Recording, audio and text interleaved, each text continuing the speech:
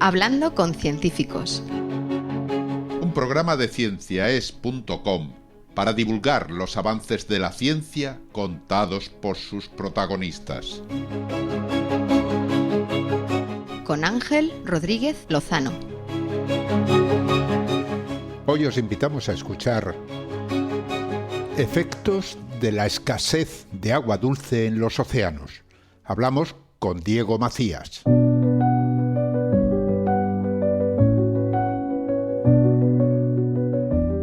El agua dulce de los ríos llega cargada de nutrientes a mares y océanos, proporcionando a las plantas y animales marinos la alimentación necesaria para vivir. Los primeros en beneficiarse son los organismos más pequeños, conocidos como fitoplancton, que están formados por plantas microscópicas y algas que viven cerca de la superficie del agua. Estos diminutos seres constituyen la base de la cadena trófica. Alimentan a pequeños animales marinos que a su vez son consumidos por depredadores más grandes como los peces, las aves o incluso las ballenas. Cuando el aporte de agua dulce se ve alterado, la vida marina se resiente. Un estudio liderado por Diego Macías y sus colegas del Centro Común de Investigación de la Comisión Europea analiza las consecuencias que la escasez de agua dulce, debida al cambio climático y al uso que los humanos hacen de los recursos hídricos, puede tener sobre la vida marina y los recursos pesqueros del Mediterráneo.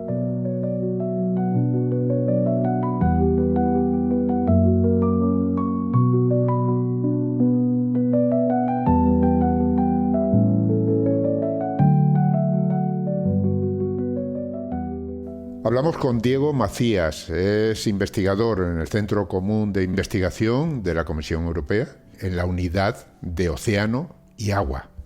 También es investigador, aunque ahora en excedencia, del Consejo Superior de Investigaciones Científicas. Ha publicado recientemente un artículo que se titula, bueno, yo lo he traducido como Los efectos ignorados de la escasez de agua dulce en los océanos. Ante todo, un saludo. Muchísimas gracias, Diego, por participar en Hablando con Científicos. Hola, Ángel. Mucho gusto en saludarte. Hablamos de escasez de agua dulce en los océanos en general y en concreto en el Mediterráneo, que es donde habéis estado estudiando, ¿no? Se habla mucho de la escasez de agua en tierra firme, pero no en los océanos. Cuéntame un poco, ¿cómo es eso? ¿En qué afecta ese agua dulce que vierten los ríos a los océanos o concretamente a mares como el mar Mediterráneo? El agua dulce es un componente muy importante que modifica y que condiciona la productividad en los ecosistemas marinos costeros, sobre todo, porque aportan nutrientes que son esenciales para que los productores primarios, el fitoplancton, pueda crecer, que son las bases de las cadenas tróficas. Si no tenemos suficiente aporte de nutrientes, en particular en ciertas zonas donde son pobres de nutrientes de por sí, se reduce mucho la productividad, la calidad de esas aguas costeras, con lo cual tiene consecuencias en todos los niveles tróficos de los ecosistemas marinos, incluyendo especies de peces, por ejemplo, que puedan tener interés comercial para la sociedad. De ahí la importancia, ¿no? Claro, ese aporte de agua dulce depende mucho del clima, de los cambios del clima, evidentemente. Entonces, como estamos inmersos en un cambio climático, se habla mucho de él, pero realmente las consecuencias están por ver y estáis tratando de, digamos, adelantaros y prever un poco esas consecuencias. Vosotros habéis estado haciendo un estudio que tiene en cuenta las posibles variaciones de ese aporte de agua dulce, ¿no? Sí, exactamente. No solamente estamos a expensas de los cambios en el clima, que lo estamos sufriendo ya hoy en día, tanto hacia un lado como en otro. Hemos sufrido este año, desgraciadamente, un exceso de precipitación y hemos visto el desastre humano y económico que ha sucedido en Valencia, por ejemplo. Pero en el otro extremo también estamos viendo que cada vez es más común en verano, por ejemplo, tener escasez de agua dulce, tanto, sobre todo en zonas del sur de Europa, alrededor del mar Mediterráneo, donde se produce una polarización de los patrones de precipitación. Tiende a llover más o más intensamente en momentos concretos del invierno, de la primavera o del otoño, mientras que después tenemos la mitad del año prácticamente sin precipitaciones. Encima de estos cambios climáticos que alteran los patrones de precipitación, tenemos una sociedad que cada vez demanda más agua, tanto para procesos industriales o para producir energía, para enfriar, por ejemplo, las baterías de muchos elementos productivos, o incluso la demanda por parte de sectores como el turismo, que cada vez viajamos más, cada vez tenemos más movilidad, y todas esas actividades requieren disponibilidad de agua dulce. La combinación de cambios de los patrones de precipitación con una demanda más alta por parte de la sociedad de este recurso hace que en determinados periodos podamos enfrentarnos a escasez de este agua dulce y tengamos que decidir cómo usar este recurso que está cada vez siendo más escaso. Ujú. Bueno, os habéis centrado en el Mediterráneo. Claro, el Mediterráneo es un mar muy, digamos, muy concreto, ¿no? Tiene ahí características que no se repiten a lo mejor, porque hablabas de océanos. Claro, el océano abierto es distinto, pero ahí el Mediterráneo tiene ahí un intercambio de aguas con el Atlántico, en fin. Digamos que es un ecosistema, por llamarlo de alguna manera, no sé si lo llamaríais ecosistema, muy, muy específico, ¿no? ¿Cuáles son las diferencias que marcan el Mediterráneo con respecto a otros océanos para que entendamos muy bien cómo afecta esto en el cambio global? Sí, bueno, el Mediterráneo, como tú bien dices, es un mar semiencerrado que solamente se conecta con el océano abierto a través del estrecho de Gibraltar, con lo cual tiene un intercambio de agua muy limitado. Esto hace que las condiciones de tierra tengan, si de los inputs de tierra, tengan una influencia muy grande en esta cuenca, incluso en zonas que están lejanas de la costa. Podríamos pensar que en principio el impacto de los ríos solamente se limita a zonas costeras. Eso podría suceder, por ejemplo, en un ambiente de océano abierto, donde el impacto de los cambios en la calidad o la cantidad de agua que viene de los ríos va a ser determinante de las condiciones muy cerca del estuario, digamos, mientras que en el Mediterráneo los impactos son mucho más amplios y afectan a casi toda la cuenca. El Mediterráneo también tiene una característica muy especial.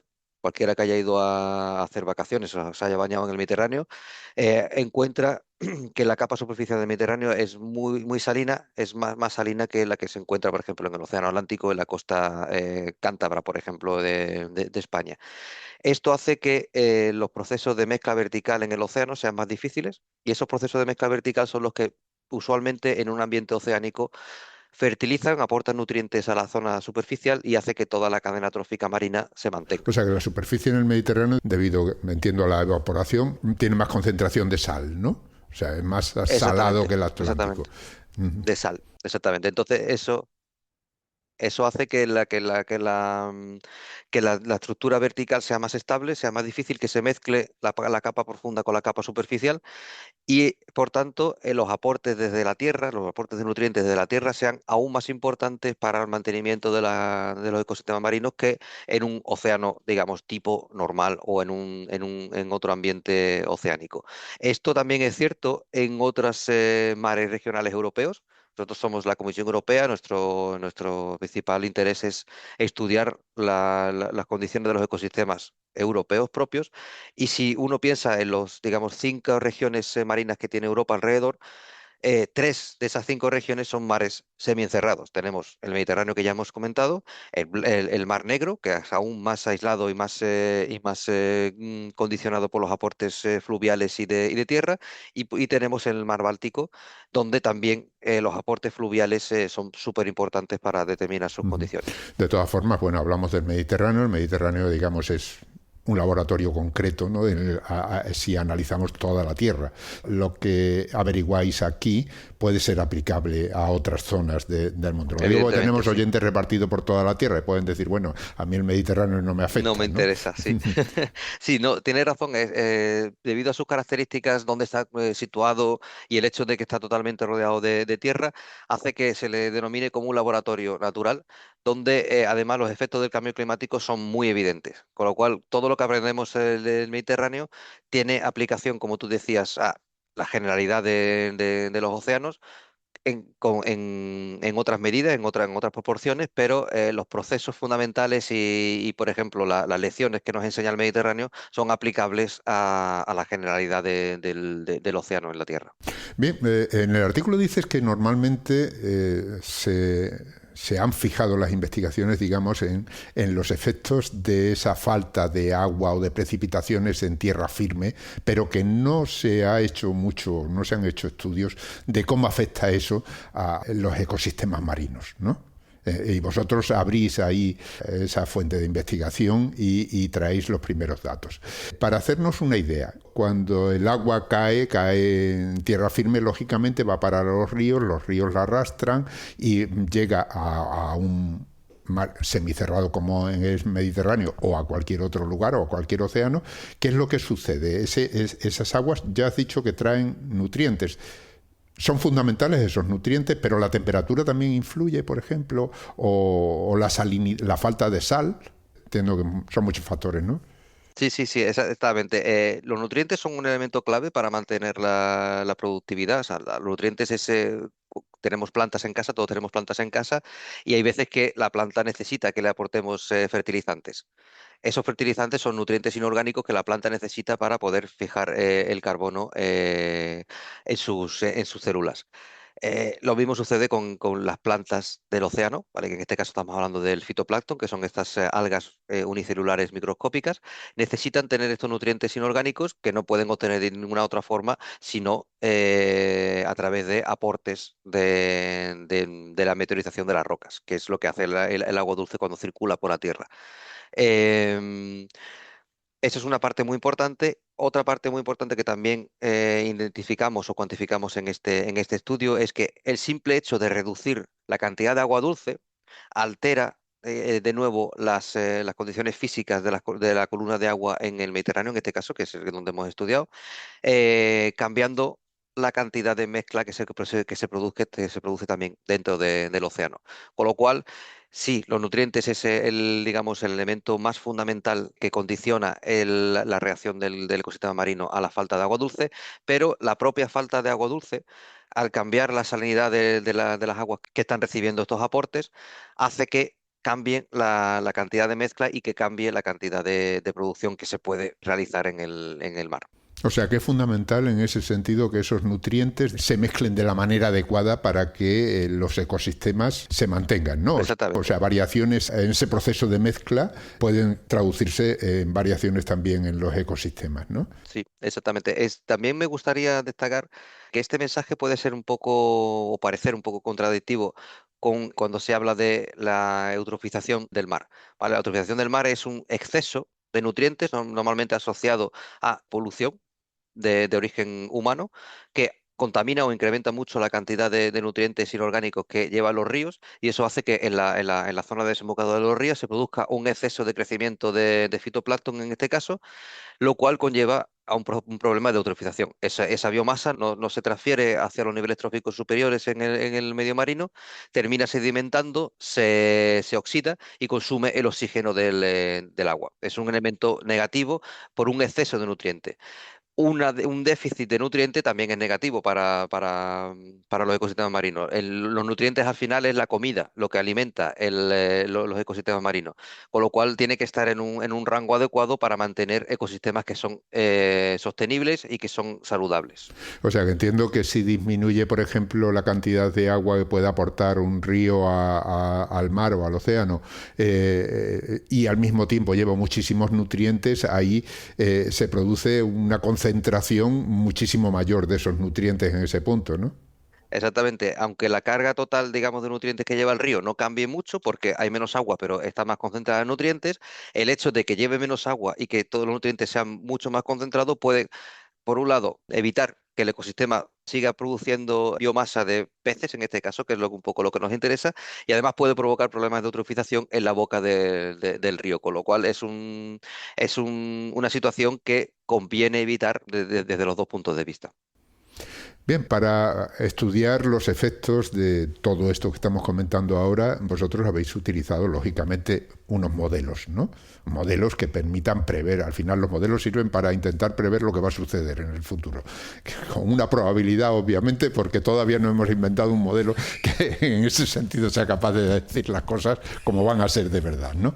Pero dan una idea, ¿no? ¿Qué modelo utilizáis? ¿Cómo es eso de los modelos que utilizáis? Sí, Cuéntanos. bueno, a mí me gusta siempre citar a un investigador inglés que hablaba de los modelos y decía que todos los modelos están equivocados, pero algunos son útiles. ¿Vale? Eso quiere decir que, como tú dices, los modelos son aproximaciones a sistemas que son muy, muy complejos. No tenemos la capacidad matemática o de computación para realizar copias perfectas o, como llaman ahora, los digital twins, perfectas de un ecosistema, pero sí que somos capaces de acercarnos y podemos usar estas herramientas matemáticas, que al final son una serie de ecuaciones, donde cambiando una serie de parámetros de entrada, en este caso la cantidad de nutrientes que está llegando al mar, podemos ver cómo eso se transfiere, empezando por el fitoplancton, cómo es el fitoplancton que usa estos nutrientes crecerá menos si hay menos nutrientes en este caso, al haber menos biomasa de fitoplancton, el zooplancton, que es la siguiente escala trófica, tiene menos comida, por tanto habrá menos zooplancton, que el zooplancton es, digamos, la primera comida para especies de peces como, por ejemplo, las anchoas o los boquerones, que comen directamente. Y de ahí ya todo se transfiere hacia arriba, hacia niveles, hacia animales cada vez más grandes. Estos modelos no solamente contemplan el océano, sino tienen también un componente atmosférico, donde podemos, por ejemplo, jugar con cuánta cantidad de agua llega por precipitación. También hay modelos hidrológicos, que son modelos de ríos, que toman esta información de los modelos atmosféricos para calcular qué cantidad de agua hay en los ríos.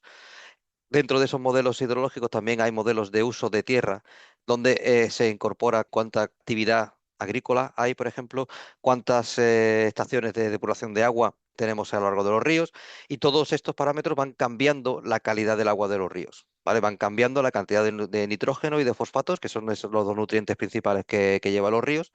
Calculan bajo una serie de asunciones. Si tenemos esta asunción sobre el cambio climático, tenemos esta asunción sobre la cantidad de agricultura que estamos realizando, tenemos esta asunción sobre la cantidad de agua que estamos depurando en las estaciones municipales, y todo eso se combina para calcular qué cantidad de agua y cuántos nutrientes llevan este agua a las zonas costeras. El modelo del océano lee esta entrada de agua desde la tierra y calcula, como tú decías, la mezcla con el agua marina y qué concentración de nutrientes tenemos en las zonas costeras. Y eso es lo que se usa para determinar o calcular cuánto fitoplancton tenemos y así sucesivamente hacia las cadenas tróficas. Hablamos de la cuenca mediterránea. La verdad es que si uno mira en el mapa, pues hay unas diferencias entre el norte, el sur, la cantidad de ríos, la cantidad de agua. Es decir, la variación es tremenda, ¿no? ¿Cómo el modelo es capaz de contar con eso? ¿Qué calcula cada punto por separado y luego hace un resumen general o qué? ¿Cómo lo hace? Algo así. Bueno, el modelo calcula mapas, ¿vale? Mapas tridimensionales de las características que tú estés interesado, desde de concentración de nutrientes hasta cuántas ballenas hay. ¿Vale? Hace mapas de todo, como tú dices, es muy heterogéneo, especialmente el Mediterráneo, y de hecho en los resultados que presentamos en este artículo se ve que hay zonas que están más afectadas por este déficit de agua dulce, por ejemplo, como puede ser el Adriático o el Egeo, y en otras zonas, como puede ser la zona del Golfo de León, el impacto es mucho más limitado. ¿Vale? Por las características propias del ecosistema en cada una de estas zonas. Al final nosotros tenemos un mapa con un cambio relativo a una referencia, y lo que hacemos es calcular, vale, pues en esta zona el cambio medio es de esta cantidad, y en esta zona el cambio medio es más Ujú. pequeño. Claro, pero en ese cambio también influye cómo van a cambiar las precipitaciones, ¿no? Tú decías bueno, se están produciendo a lo mejor un exceso de precipitaciones puntuales en ciertos lugares, pero el conjunto tiende a menos en ese sentido, ¿no? Eso quiere decir que todo eso lo tenéis que meter, pero claro, ¿cuál es la predicción de precipitaciones? Porque estamos hablando también de futuro en ese sentido y no sabemos realmente cómo van a ir las cosas, ¿no? Exactamente. Sí, precisamente por eso, Ángel, nuestro objetivo no era presentar un escenario posible del futuro, sino testar un escenario que es extremo, ¿vale? En general tenemos una reducción del 40% del agua que llega al Mediterráneo, en general, en toda la cuenca mediterránea. No es esperable que esto suceda así. ¿Vale? Porque como tú dices, hay zonas donde la tendencia a la sequía es más fuerte que en otras, pero son valores que ya se han observado en ciertos ríos. Por ejemplo, en el río Po, que es uno de los ríos más grandes en Italia, que desemboca en el norte del mar Adriático. Allí ya se han visto caudales del río Po por debajo del escenario que estamos nosotros planteando en nuestro modelo. Con lo cual, el escenario de reducción que los modelos están prediciendo para el Adriático ya ha existido en el pasado, y parece ser que el número de años donde se dan estas condiciones de bajo flujo del Po están siendo cada vez más frecuentes. Por supuesto, sigue existiendo variabilidad interanual. Hay años donde hay mucha agua porque ha nevado mucho, porque ha llovido mucho en toda la zona del norte de Italia, pero en general la frecuencia de estos años de sequía va incrementando con el tiempo. Con lo cual, no es un escenario que podríamos decir, bueno, va a llegar en 2050 o en 2060, pero son condiciones que podemos esperar observarlas en el futuro. Y más que nada, la idea de escribir este trabajo era para precisamente llamar la atención de los gestores del agua acerca de la importancia que tiene el agua para los ambientes marinos. Si te puedo explicar un poco cómo surgió esta idea, fue en verano de 2023. Yo soy de Cádiz, natural del puerto de Santa María, y allí tenemos muy cerca el estuario del Guadalquivir, que es un aporte súper importante de agua dulce, tanto para el Parque Nacional de Doñana como para el Golfo de Cádiz. Durante mis años de universidad y mi primer periodo en el CSIC, trabajé mucho en las pesquerías del Golfo de Cádiz, sobre todo en las pesquerías de anchoa, de boquerón.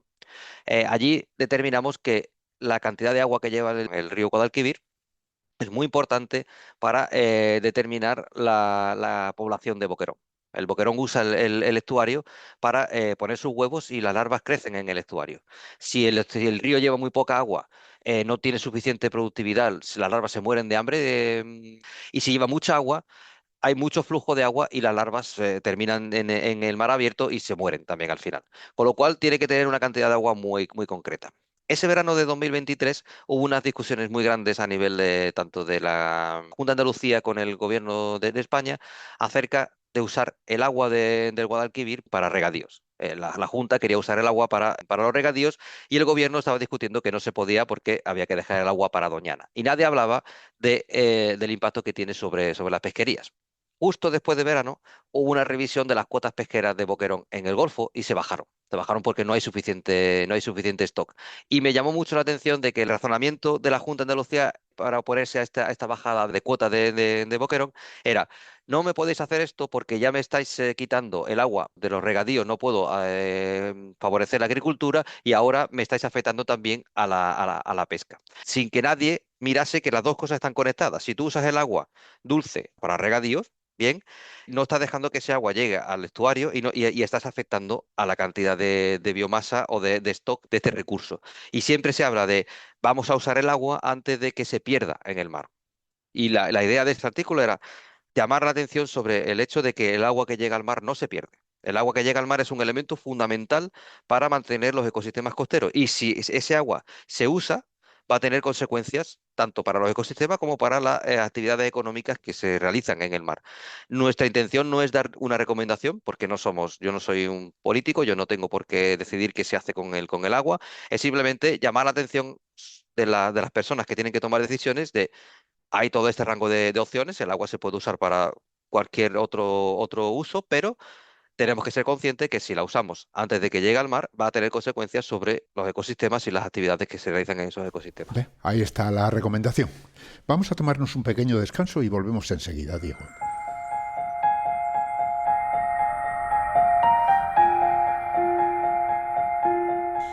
Estáis escuchando Hablando con Científicos, un podcast de cienciaes.com para divulgar la ciencia de la mano de sus protagonistas. En nuestra página web, cienciaes.com, podéis encontrar más de 500 entrevistas con científicos de todas las disciplinas. Os invitamos a escucharlas y compartirlas en redes sociales con vuestros amigos y conocidos. Cienciaes.com ofrece un conjunto de podcasts de acceso libre y gratuito a través de iTunes, Spotify, Google Podcasts, iVoox, TuneIn y muchas más plataformas. Todo en cienciaes.com.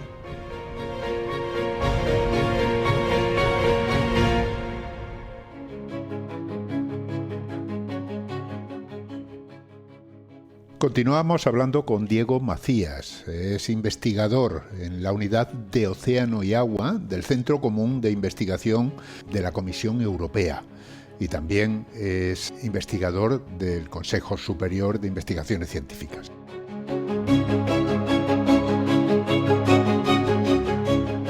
Diego, hablabas de que vosotros con este estudio lo que hacéis es dar una especie de llamada de atención para que aquellas personas que tienen poder de decisión sean conscientes de lo que puede suceder si no se toman las decisiones adecuadas sobre el uso de las aguas de los ríos antes de que sean vertidas al mar. Hablábamos del Mediterráneo, habías hablado del Golfo de Cádiz. Precisamente ese es el lugar donde se conecta el Mediterráneo con el Atlántico y por eso decimos que es un mar semicerrado. Y en ese lugar se produce un intercambio de aguas que imagino que vosotros habéis tenido en cuenta cuando habéis hecho el estudio, ¿no? Sí, claro, los modelos, digamos, el modelo del Mediterráneo tiene su frontera justo en el estrecho de Gibraltar, pero evidentemente en esa frontera tenemos la entrada de aguas atlánticas hacia el Mediterráneo y la salida de aguas mediterráneas hacia el Atlántico. Ahí se producen procesos de mezcla que, de hecho, esos procesos de mezcla son el origen de, por ejemplo, la productividad que tenemos en el mar de Alborán. Son zonas muy dentro del Mediterráneo, son zonas productivas donde hay bastante producción primaria y por consecuencia hay bastante actividad pesquera porque hay bastantes recursos vivos. Parte de esa productividad viene por los procesos de mezcla que se producen en el estrecho de Gibraltar con las subidas y bajadas de la marea, se mezclan estas capas de agua que hace que nutrientes que están en las capas profundas se inyecten en la capa superficial y entonces esa masa de agua que entra hacia el Mediterráneo esté enriquecida en nutrientes y haga que los ecosistemas del Mar de Alborán sean relativamente productivos comparados con el resto del Mediterráneo. Ya. O sea que en esa zona ahí tenemos mezclas de dos aguas con distinta salinidad, porque obviamente en el Mediterráneo se produce más evaporación y hay más concentración de sal, como decías al principio, y se mezclan con las aguas del Atlántico que tienen menos concentración de sal, que es una especie de remedio de lo que ocurre cuando aunque el agua dulce evidentemente tenga muchísima menos sal, pero también ahí se produce una diferencia de salinidad. Es exactamente lo mismo. Es exactamente lo mismo. De hecho, la circulación en el estrecho se le llama una circulación estuarina inversa, porque normalmente el agua dulce sale del mar, de la tierra y entra en un estuario, tienes una salida de agua dulce que viene de la tierra y tienes agua marina y agua salada esperándola, digamos, en el mar. Aquí es al contrario, tienes una entrada de agua dulce dentro de la cuenca y una salida de agua mucho más salina y más densa. Pero el proceso es exactamente el mismo que el que se produce en un estuario. Bien, así que el resultado de este artículo lo que viene a decir es hacemos una llamada de atención antes de tomar una decisión si se quiere favorecer a un sector, digamos, de la sociedad, ¿no? O a otro, ¿no? Pero hay que estudiar las cosas en conjunto, ¿no? Sí, exactamente. Y eso lo habéis hecho de forma general o habéis ido punto por punto diciendo en esta cuenca los resultados pueden ser más catastróficos o pueden ser más favorables a una cosa o a otra dependiendo de la cuenca o del lugar del Mediterráneo. No, las simulaciones están hechas para todo el Mediterráneo de una vez, porque el modelo oceánico en realidad lo que tiene son una serie de puntos. ¿Vale? Si tú mirases un mapa del Mediterráneo, verías que el modelo está formado por una serie de nodos. Cada uno de ellos está separado 9 kilómetros. La malla del modelo tiene 9 por 9 kilómetros de dimensión y en cada una de estas celdas calcula todos los procesos relacionados con, empezando por la física y llegando pues como decía antes, los cetáceos. Una vez que el modelo corre, ¿vale? Que las ecuaciones se integran y se calcula lo que pasa, lo que le va pasando en cada instante de tiempo, al final obtienes un mapa de una concentración o una cantidad de individuos o una temperatura, ¿vale? También vale para parámetros físicos. Y ese mapa lo comparas con el mapa original que tienes, manteniendo los ríos o usando los ríos actuales que tenemos, y lo que se hace es comparar el mapa uno con el mapa 2 y se ve cuánto disminuye en cada uno de estos puntos. Como te decía antes, lo que hicimos fue, bueno, hay zonas coherentes donde se ve que el impacto es más grande y otras donde el impacto es más pequeño.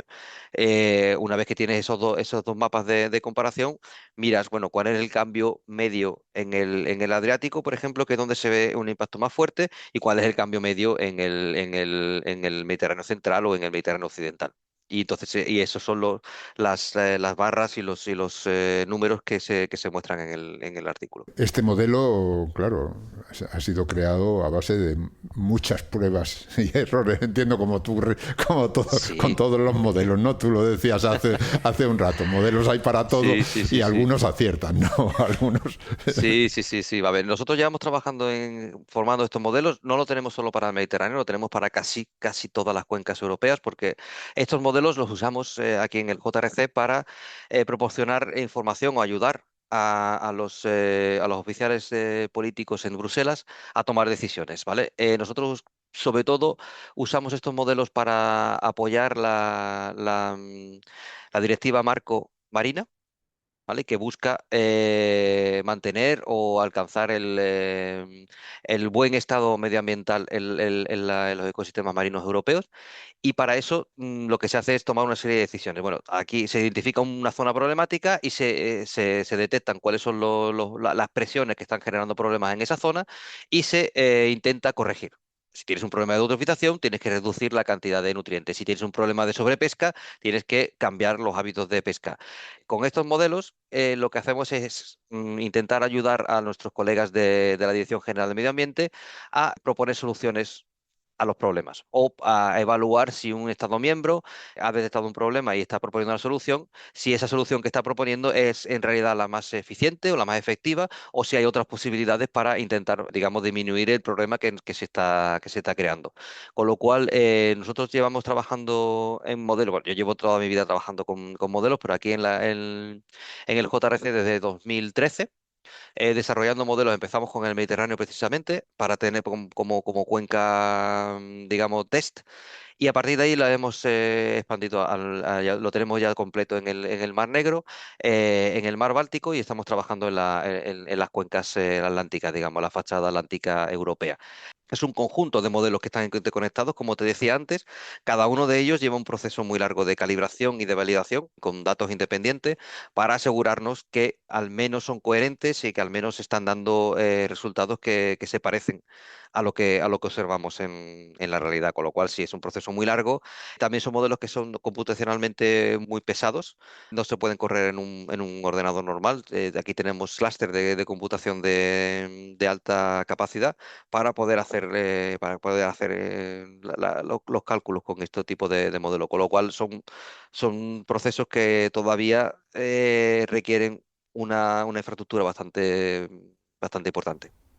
Entiendo que para validarlos, como dices, necesitáis datos a lo mejor del pasado que reflejen la situación del presente, ¿no? Porque si no se prueba con datos del pasado para ver si realmente el modelo da como solución la situación actual, difícilmente se va a poder seguir adelante y prever un poco lo que puede suceder en el futuro, Claro. ¿no? Claro, normalmente para hacer validación el modelo se corre en el pasado, como tú dices, en modo hindcast, usando la información de los ríos, usando la información atmosférica que ya tenemos del pasado, de lo que había, lo que estaba pasando, y después lo comparamos con, por ejemplo, con datos de satélite de años pasados o con bien, por ejemplo, también tenemos modelos que miran a la cantidad de basuras marinas, de plásticos. Esos modelos se validan mirando a las observaciones que se están haciendo por parte de los Estados miembros de la basura en las playas, por ejemplo. Pues nosotros el modelo calcula una cantidad de basura en esta playa para este momento. cuando fueron allá a monitorizar cuánta basura había. Y entonces eso es lo que usamos para ver si el modelo se acerca o no a los valores que se han observado. Bien, vamos a hacer un resumen general, aunque ya has ido adelantando punto por punto las conclusiones del estudio y mirando a toda la Tierra, ¿no? En su aspecto global. ¿Puedes hacer un resumen de los resultados más importantes del estudio? Bueno, los puntos principales es, como te decía antes, lo que queríamos era poner la atención en la importancia que tienen los flujos de agua dulce en los ecosistemas marinos, también en el marco de la nueva estrategia de Water Resilience que la Comisión está por publicar, donde hay que mirar holísticamente a todo el ciclo del agua, donde tengas zonas donde el agua dulce vaya a ser un bien más escaso, vas a tener este tipo de bajadas en la productividad marina y en, digamos, los recursos renovables marinos que estén asociados a ellos. En otras zonas, por ejemplo en el Báltico, donde las predicciones son a incrementar la cantidad de agua dulce que va a llegar a la cuenca, puede producirse un efecto parecido, una disminución de la producción por otros motivos, ¿vale? Allí se espera que se produzca un lavado de la cuenca por un exceso de agua dulce y que, digamos, se convierta más en un tipo de lago que en un mar. En ese caso, puede ser que también sea posible un caso parecido en el Mar Negro, donde el Danubio y el Dnieper son los dos ríos que controlan las características del Mar Negro. Allí también se puede producir un cambio bastante drástico en la productividad de los océanos. Nuestro objetivo era poner el foco en la importancia que estos flujos de agua tienen sobre el mar y tener este elemento en cuenta cuando se toman decisiones. Por ejemplo, en el Báltico, si no se sabe qué es lo que va a pasar, bueno, hay que hacer las simulaciones, hay que hacerle los estudios para saber a qué nos vamos a enfrentar en el futuro con respecto, por ejemplo, cuando haya que planificar el futuro de la pesca.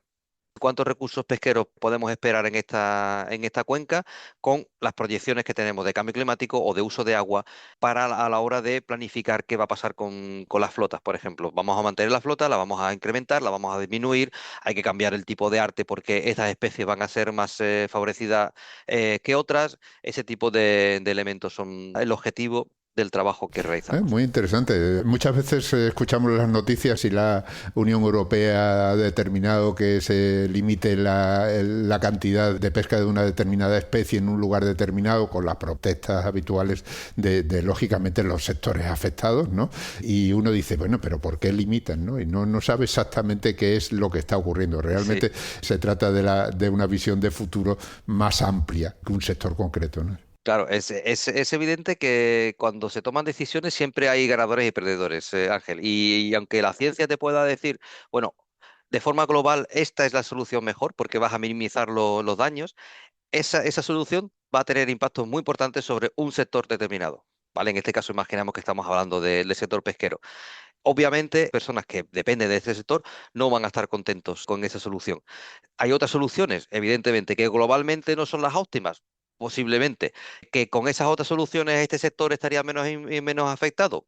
Obviamente, pero entonces repartimos un poco digamos, las pérdidas entre otros sectores y la pérdida global es mayor. Entonces es muy difícil muchas veces de explicar o de entender por qué se toman un tipo de decisiones que están afectando a un sector concreto y no otro tipo de soluciones que pueden afectar a otro. Pero en mi experiencia, en los 11 años que llevo trabajando, no 12 ya, para la Comisión Europea, todas las decisiones que se toman a nivel central de Europa están muy pensadas, están muy ponderadas y siempre se tiende a minimizar el impacto global de esas decisiones. Ya, ahí está el quid de la cuestión, minimizar el impacto global, ¿no? O sea que cuando se escuchan las noticias, escuchamos a un sector.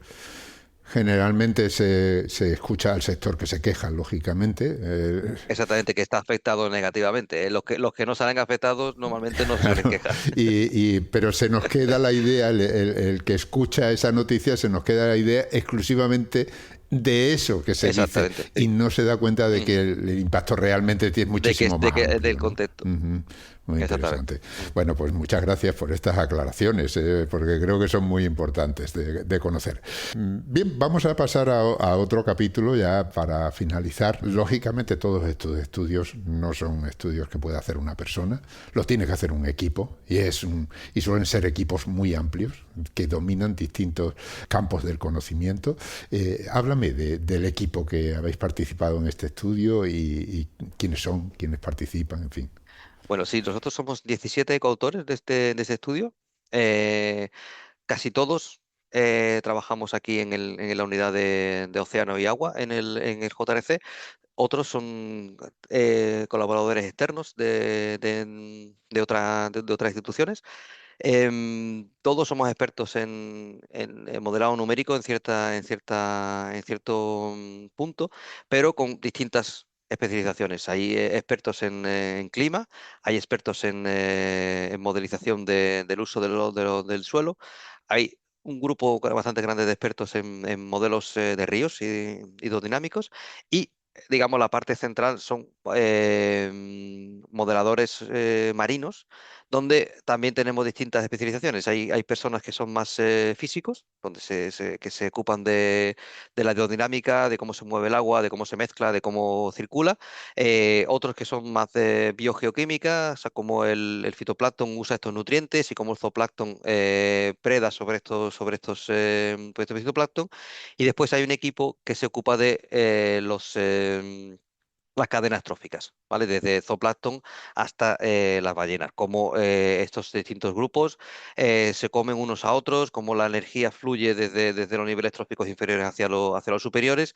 Y en estos modelos me gustaría antes también destacar que el impacto, por ejemplo, de las pesquerías está incluido. ¿Vale? El ser humano es un grupo funcional, es como si fuera un predador en esta cadena trófica que extrae recursos del ecosistema, con lo cual son también modelos que son muy útiles para ver qué pasaría si aumentamos, si disminuimos, si excluimos estas zonas de este tipo de pesca y se pueden hacer, y todo eso se combina con escenarios a futuro de las condiciones ambientales y se puede saber un poco cómo estos recursos pueden evolucionar en el futuro. Tú te has centrado, bueno, en este artículo, lógicamente, en el Mediterráneo y demás, pero acabas de volver de un lugar que no tiene nada que ver, ¿no? Sí. Acabas de volver de la Antártida. ¿Qué tiene que ver ese viaje con estos estudios? Sí, está un poco lejos, pero en realidad si uno lo piensa, realmente la Antártida es un indicador muy claro de cambio global, de cambio climático,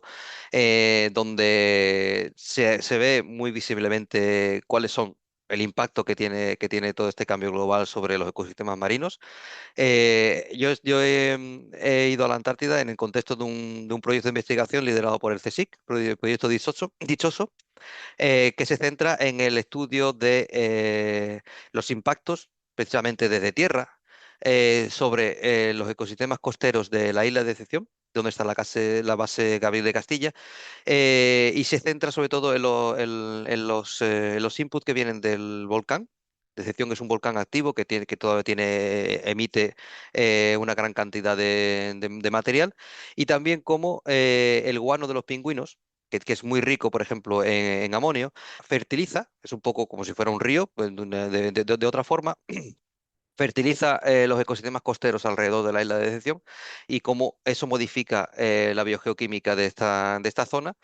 También había otros objetivos del proyecto, por ejemplo, para ver cómo el deshielo de los glaciares está afectando a a la química del carbono en el océano. El carbono, como sabes, es el gran reservorio de CO2, absorbe el CO2 atmosférico y es donde una gran mayoría del CO2 antropogénico termina, se absorbe dentro del océano. El hecho de que los glaciares se fundan afecta a la química del carbono por el distinto pH pH que tiene el agua dulce con respecto al agua de mar, y eso afecta la capacidad del océano para absorber CO2. Y uno de los objetivos de este proyecto era para ver cómo en el futuro, con más esperable, más deshielo de los glaciares, la capacidad de absorción de CO2 del océano puede llegar a alterarse. O sea que ahí volvemos a tener el tema del aporte de agua dulce al océano, ¿no? Exactamente, es otro tipo de agua dulce, un poco más fría, pero sí, era el objetivo del proyecto también. Eso fue un poco a posteriori. Se nos pidió desde el Comité Polar que en este proyecto también estudiásemos el potencial impacto del turismo de la Antártida. Nosotros estamos centrados sobre todo en el estudio del impacto de las cremas de sol en el mar sobre el fitoplancton, sobre el zooplancton, y debo decir que era la primera vez que bajaba a esta zona y ha sido una impresión bastante negativa ver la cantidad de barcos turísticos, la cantidad de gente que va a hacer turismo a la Antártida y ver realmente en una playa a 60 grados sur restos de comida, restos de bolsas de plástico, aunque se supone que son cruceros environmentally friendly, tenemos un impacto aunque no queramos hacerlo. Un aspecto que me ha chocado de esta experiencia antártica. O sea que hay un turismo además creciente y bastante importante ahí. Sí, sí, sí, sí. Sobre todo en Isla de Excepción, siendo una isla volcánica, hay un par de playas donde hay surgencias de agua caliente que vienen del volcán y era bastante impactante vernos a nosotros, que estábamos vestidos con estos trajes de supervivencia para climas polares, tomando muestras de las aguas o volando drones para hacer mapeos térmicos de la zona y está rodeado de turistas japoneses bueno, sí, mayormente eran japoneses, en bañador haciendo el baño en la Antártida. Era bastante inesperado, chocante y preocupante, en mi opinión. Bueno, ahí hay otro problema más. No quería transmitir un mensaje negativo, pero realmente ha sido un shock bastante importante.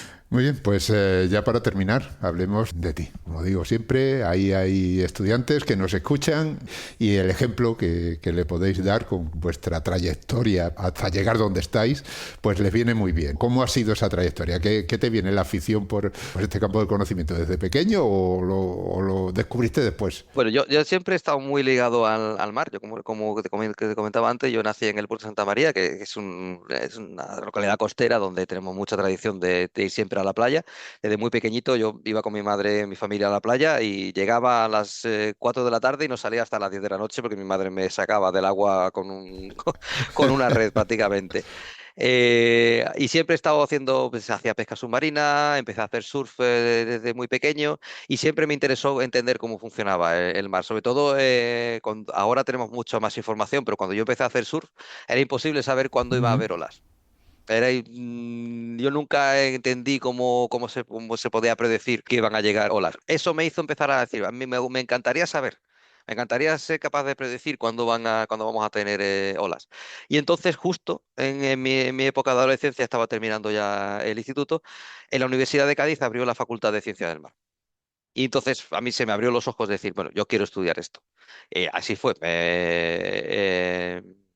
Empecé a estudiar ciencia del mar, allí empecé a entender un poco más la dinámica del océano y uno de los profesores que tenía era Javier Ruiz, que fue director del IEO hasta hace un par de años.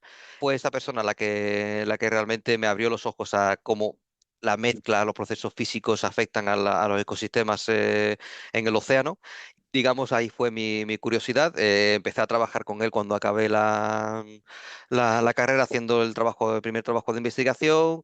Después conseguí una beca predoctoral para hacer la tesis y ya estuve trabajando. De hecho, mi tesis yo la hice en el Estrecho de Gibraltar, estudiando los procesos de mezcla entre el Mediterráneo y el Atlántico. Y ahí fue cuando empecé a usar modelos, porque la zona es muy dinámica, cambia mucho de un momento a otro, es muy difícil entender las observaciones que estás tomando si no tienes un marco conceptual que es lo que te proporciona un modelo para interpretar por qué aquí tienes mucho y aquí tienes poco, o por qué media hora más tarde lo que tenías aquí es totalmente lo contrario.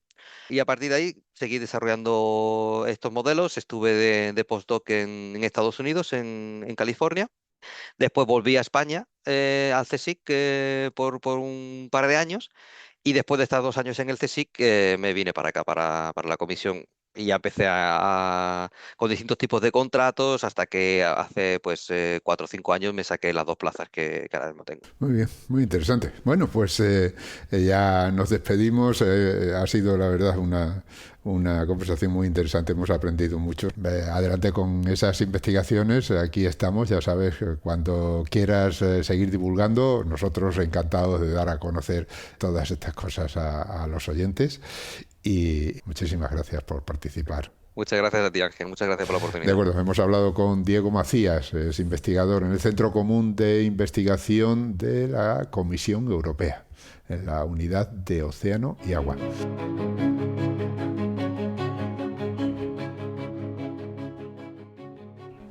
Y como siempre, antes de despedirnos, tengo que recordaros que Hablando con Científicos y el resto de los podcasts de cienciaes.com son posibles gracias a vuestras donaciones. Es nuestra única fuente de ingresos. Así que, si escuchas nuestros programas, si te gustan y todavía no te has unido al grupo de mecenas, ánimo, únete.